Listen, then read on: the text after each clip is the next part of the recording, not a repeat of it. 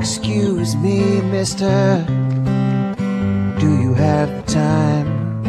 Or are you so important that it stands still for you?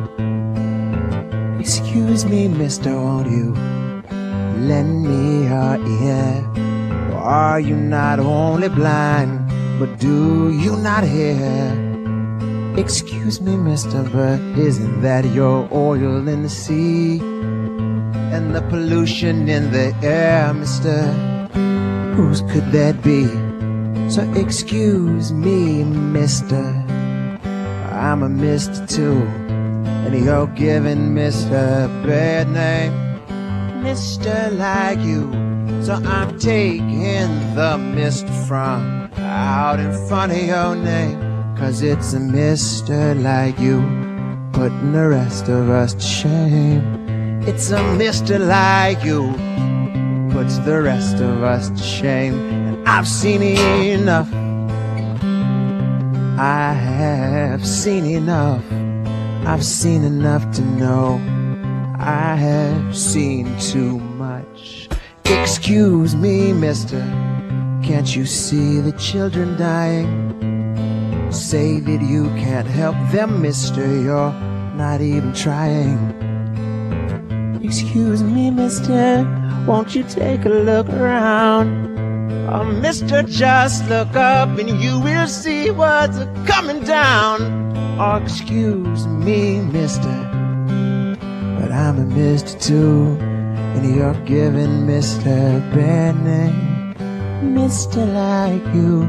So I'm taking the mister from out in front of your name, 'cause it's a mister like you, puts the rest of us to shame. It's a mister like you, puts the rest of us to shame. And I have seen enough, I've seen it, I've seen it, I've seen enough to know that I have seen too much. I've seen enough, I have seen enough to know I have seen too much. See, 'cause mister, when you're rattling on heaven's gate, let me tell you, mister, by then it is too late. 'Cause mister, when you get there, they don't ask what you saved. All they'll wanna know, mister, is what you gave.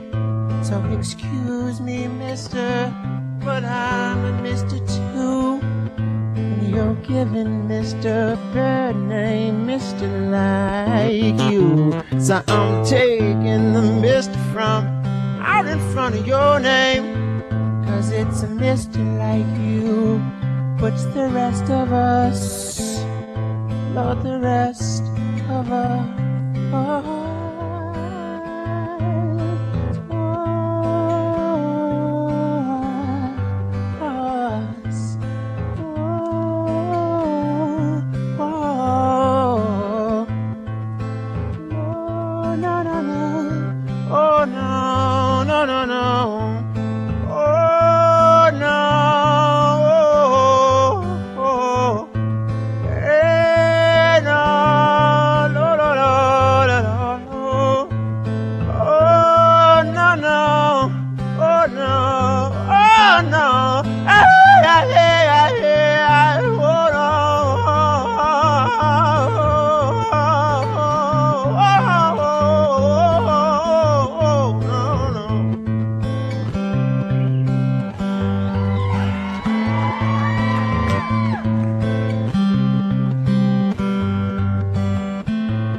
This morning I woke up in a curfew.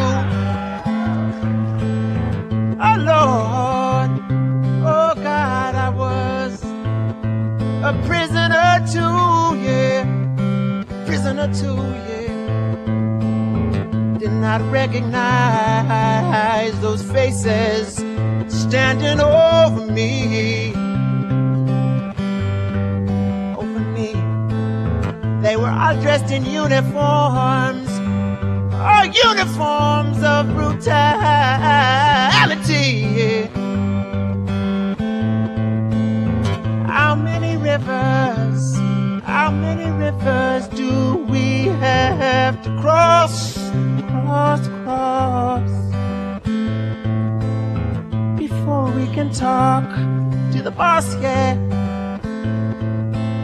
All we've had, it seems that we have lost.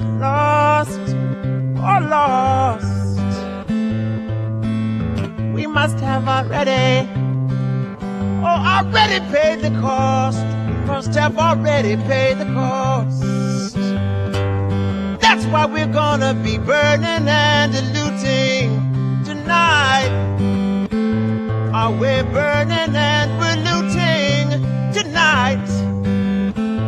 Oh, we're burning and looting tonight. Oh, we're burning and looting tonight.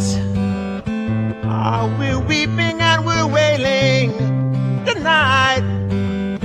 Oh, we're weeping and wailing tonight. Taking the mister from out in front of your name. It's a crying shame.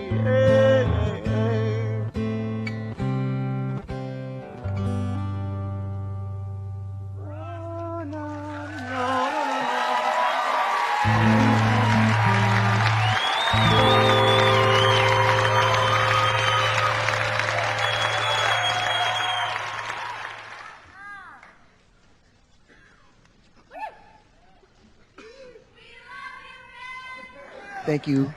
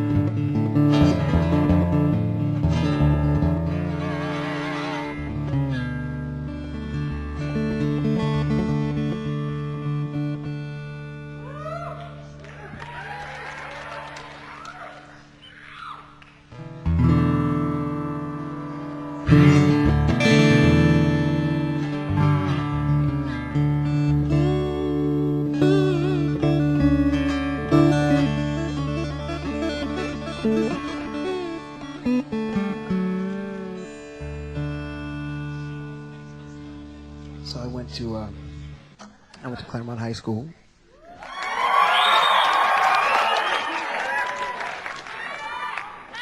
Just made it out, but made it out, you know.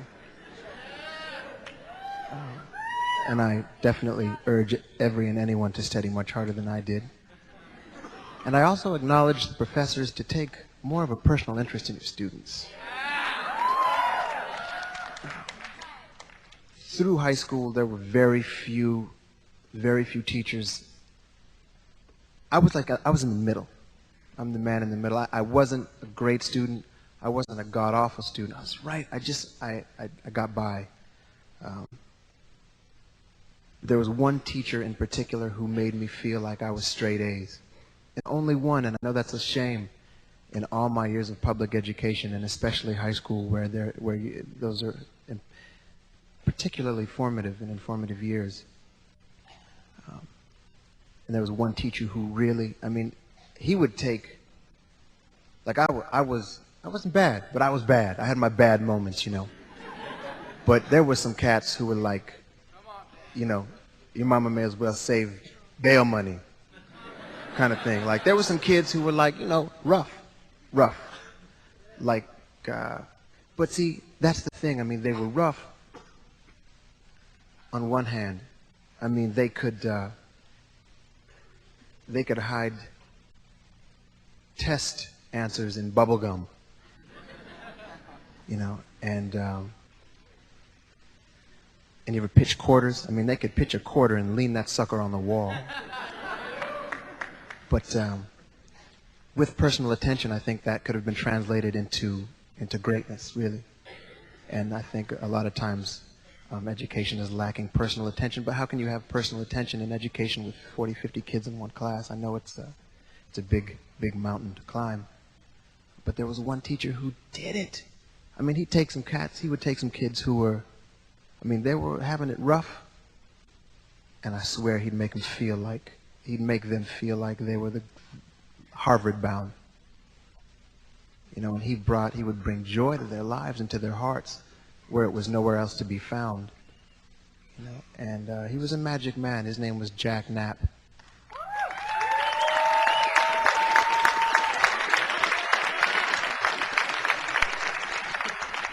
And he made me feel that way. And he would stop and he'd spend time with you. I don't know how he did it.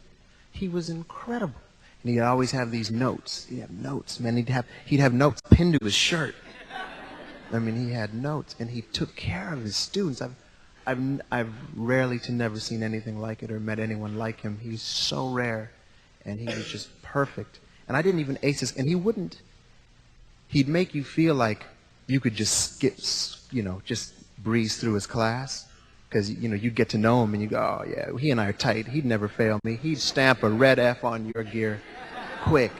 But he wasn't a pushover. He was just incredibly communicative and incredibly responsible in bringing out the best in every single student. Every student he touched will always and forever be affected by him. I don't care where they are.